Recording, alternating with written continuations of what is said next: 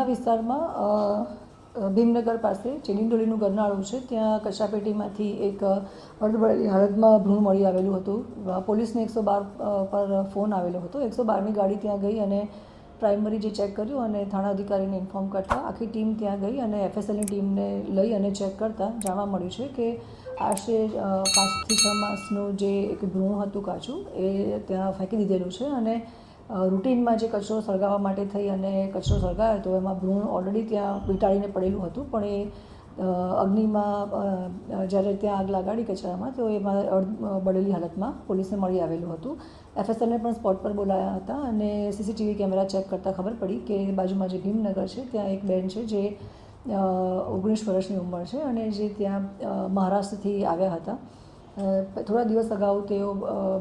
બહારગામ ગયા હતા, રાજકોટ સાઈડ, અને પછી ત્યાંથી પોતાના રિલેટિવ્સના ત્યાં રહેવા માટે આવ્યા હતા. એ વખતે એ પ્રેગ્નન્ટ હતી લેડી, અને એમના પ્રેમીથી એ પ્રેગ્નન્ટ થયેલા હતા અને એમના પ્રેમીએ જ્યારે ખબર પડી કે આ રીતે પ્રેગ્નન્ટ છે ત્યારે આવીને દવા આપી ગયા હતા અને એનું મિસકેરેજ એ પ્રમાણે ઘરમાં જ થયું હતું અને ઘરના સભ્યોએ જે લેડી છે એમણે ત્યાં કચરામાં એ ફેંકી દીધેલું હતું, જે બાબતે ઉધના પોલીસ સ્ટેશનમાં ગુનો દાખલ થયેલો છે અને આરોપીને પણ અમે અટક કરી દીધા છે.